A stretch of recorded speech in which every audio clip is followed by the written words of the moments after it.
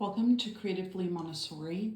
Today I'm going to present a lesson called nesting work, which is part of the practical life area of the classroom. This one I would have out in February because it's heart shape.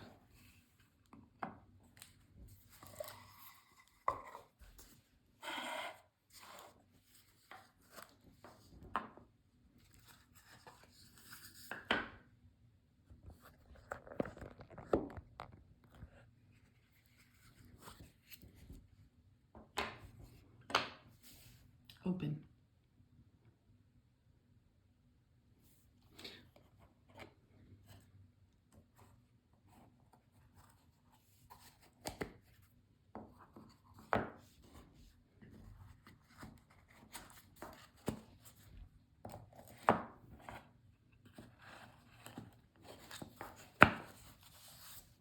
Nesting work.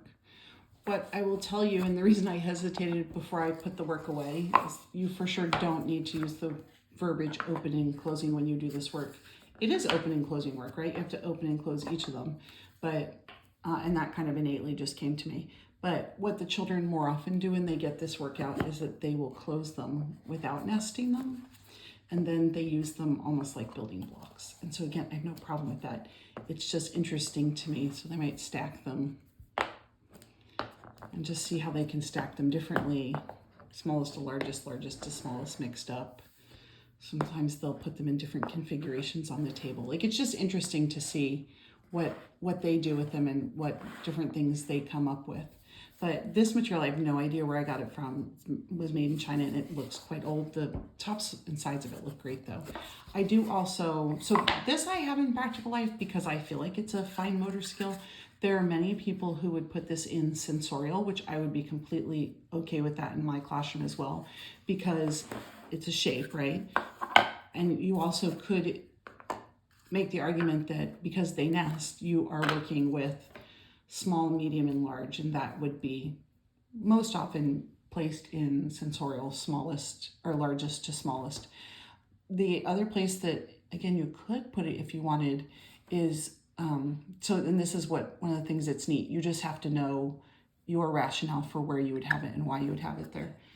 The other place that I sometimes put it is in the cultural area of the classroom. So this might actually go with my unit of study on Asia, because I don't think it's really bamboo, but it's something like that. And so I could talk about this being a product from somewhere in Asia, whether it was Southeast Asia, or in this case, something that was made in China. I also oftentimes in my practical life, in my, cultural area of the classroom, have a basket of items that the children have to sort by small, medium, and large, and that they tend to be things that, again, if I'm doing a cultural study unit, they might be all things that are small, medium, and large that relate to my study of Asia. So it might be a small, medium, and large panda bear, or it might be a red envelope for Chinese New Year. And so it would be a large red envelope, a medium red envelope, or a small red envelope. So, and even then, I don't know that for sure I would put it in cultural. I still might put it in the sensorial area of the classroom. I don't tend to put things that have a lot of those groupings in practical life, but I would put this one nesting box in practical life.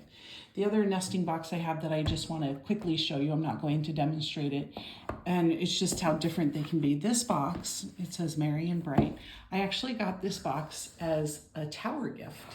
You know how you get tower gifts at the holidays? And this one I liked because it wasn't overtly Christmas, but it is very hard to open. Like, I'm not sure how easily, I think my older 4 and 5-year-olds could open this, but I think it would be very challenging for a 3-year-old to open that. After the first one, it's not as bad because they come out. But look at the pine trees on it. So I do think the boxes are really nice, and they are very sturdy, I think. So I don't think they would break very easily. But these are the ones that come with a cookie in one box and chocolates in the other box.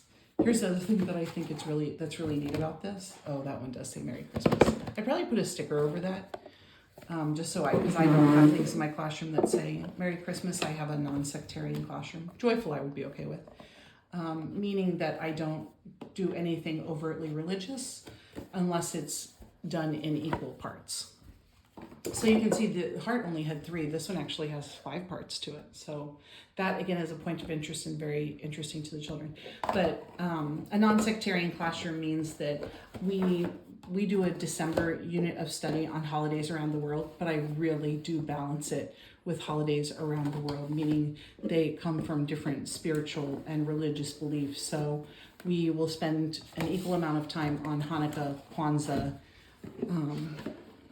Christmas. So, and I don't have anything in my room that relates to Santa Claus. I don't feel like it's appropriate in a Montessori environment. So that's just my 2 cents. All right, so I showed you 2 different materials I would use for nesting work in my classroom. And again, this is one that when I have it in my classroom, I'm sure the children will put it back together and stack it as a tower. So similar to the pink tower, you absolutely could put this in sensorial. Sometimes I just make a decision based on which area of my classroom do I feel like needs a little bit more variety or something that's interesting, and that might be why I decide to put it in practical life versus sensorial.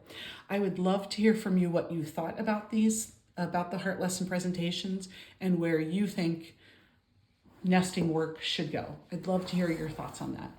I look forward to seeing you tomorrow for our next new lesson. If you haven't already hit that like button, I would appreciate that, as well as subscribing to support my channel. If you hit the bell, it will alert you to every time I upload a new video. See you tomorrow.